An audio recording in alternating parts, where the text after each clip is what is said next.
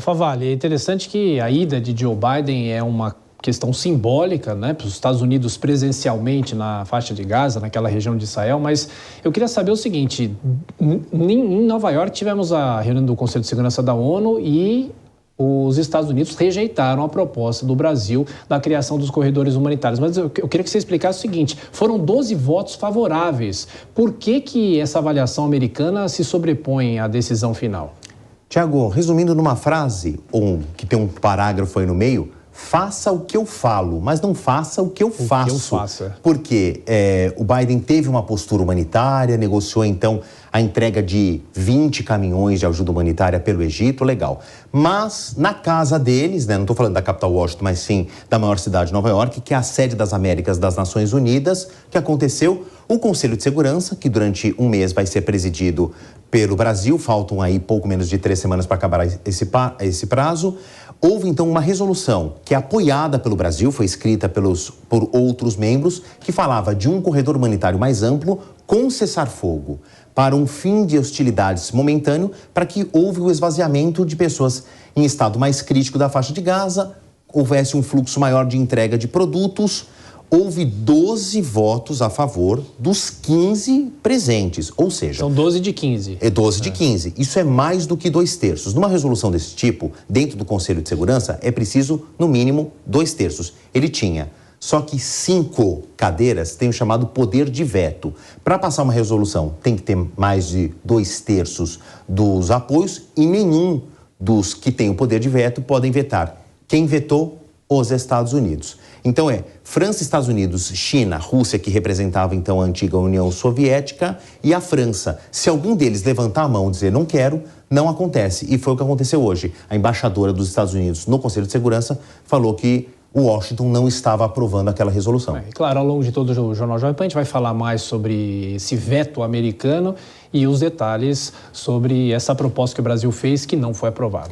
Muito mais detalhes nesse dia de hoje, nessa quarta-feira. A gente fez um resumo do dia para você.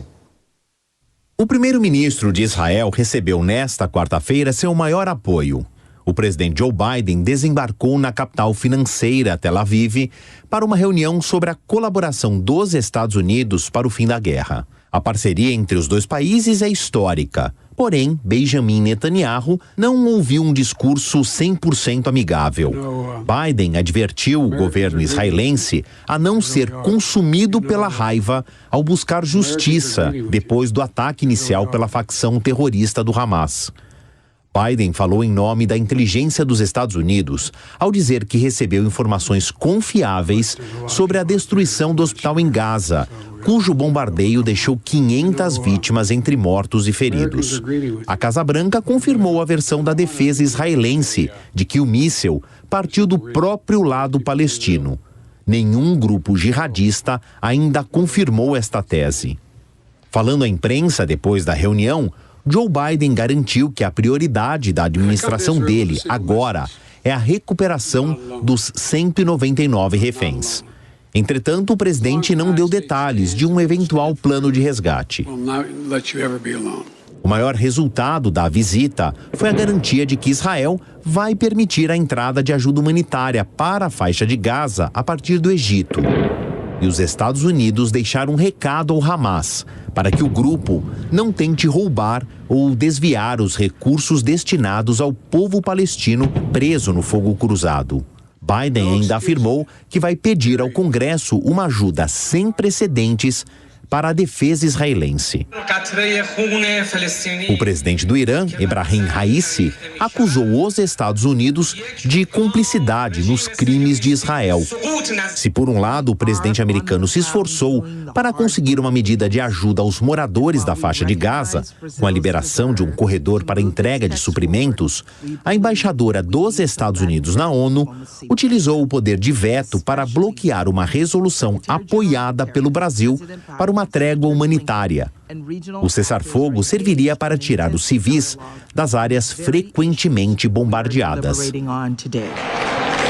Em Washington, um grupo de pessoas, a maioria judeus, tomou o salão de entrada do Congresso para um protesto pacífico, pedindo o fim das hostilidades entre Israel e o Hamas.